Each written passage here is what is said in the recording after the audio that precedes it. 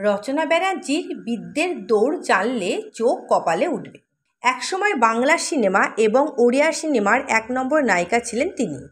প্রসেনজিৎ রচনা জুটি কিংবা সিদ্ধান্ত রচনার জুটির জনপ্রিয়তা রয়েছে আজও।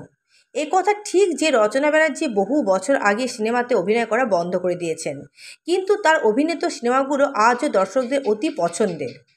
তবে অভিনেত্রী হওয়ার বাইরে এখন তার নতুন বেশ কয়েকটি পরিচয় রয়েছে।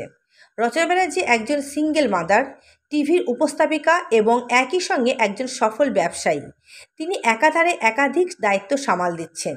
জি বাংলার দিদি নাম্বার 1 তাকে নতুন মঞ্চ গড়ে দিয়েছে। তিনি এই মঞ্চের সদ্ব্যবহার করে বাংলার দিদিদের অনুপ্রেরণা হয়ে উঠেছেন রোজ। নায়িকা হিসেবে, সঞ্চালিকা হিসেবে এবং ব্যক্তিগত জীবনে মা ও মেয়ে হিসেবে রচনা 10-এ 10 পাওয়ারই যোগ্য। তবে জানেন কি রচনা ব্যানার্জি ঠিক কত দূর পড়াশোনা করেছিলেন? তার শিক্ষাগত যোগ্যতা সম্পর্কে কিছু জানেন? রচনা খুব কম বয়সেই পা রেখেছিলেন অভিনয় জগতে। তিনি যখন বলিউডে অভিনয় করতে আসেন তখন তার বয়স ছিল খুবই কম। তার নাম তখন রচনা ছিল না, তার আসল নাম ঝুমঝুম ব্যানার্জি। পরিচালক সুখেন দাসের নজরে পড়লে তিনি ঝুমঝুম নাম বদলে রচনা রাখেন। বাংলার পাশাপাশি ওড়িয়া ফিল্ম ইন্ডাস্ট্রি রচনা নতুন পরিচয় গড়ে দিয়েছে। তিনি একটানা অনেকগুলি বছর সেখানে কাজ করেছেন। তার জন্য বাংলা ছেড়ে পাশের রাজ্যেই তাকে পড়ে থাকতে হতো। তখন সবসময় তিনি তার পাশে পেয়েছিলেন বাবা রবীন্দ্রনাথ ব্যানার্জিকে।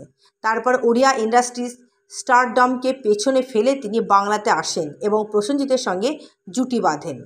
রচনার শিক্ষাগত যোগ্যতা সম্পর্কে খুব বেশি কিছু জানা যায় না। শুধু এইটুকু জানা যায় যে তিনি স্নাতক স্তর অবধি পড়াশোনা করেছিলেন। তবে কোন বিষয়ের উপর তিনি স্নাতক হয়েছেন সেটা জানা যায়নি। বাংলার দিদি নাম্বার 1 প্রত্যেকটি মেয়েকে পড়াশোনা এবং চাকরি বা ব্যবসা করে নিজের পায়ে দাঁড়ানোর শিক্ষা দেন। রচনা দিদি নাম্বার 1 প্ল্যাটফর্মের মাধ্যমে প্রতিনিয়ত মহিলাদের নিজে অর্থনৈতিকভাবে স্বাবলম্বী হওয়ার পরামর্শ দেন। তিনি সবসময় বলেন, এই যুগে মেয়েদের বিয়ে সংসার করার আগে নিজেকে স্বাবলম্বী হতে হবে। যে মেয়েরা কষ্ট করে হাজার বিপত্তি পেরিয়ে চাকরি কিংবা ব্যবসা করে নিজের পায়ে দাঁড়াতে পেরেছেন তাদের সবসময় সমর্থন জানান তিনি। তাই তো বাংলা, এমনকি বাংলার বাইরেও মেয়েদের কাছে তিনি একজন মসিহা। তো এইরকম আরও ভিডিও পেতে চ্যানেলটি সাবস্ক্রাইব করুন এবং লাইক করুন। ধন্যবাদ।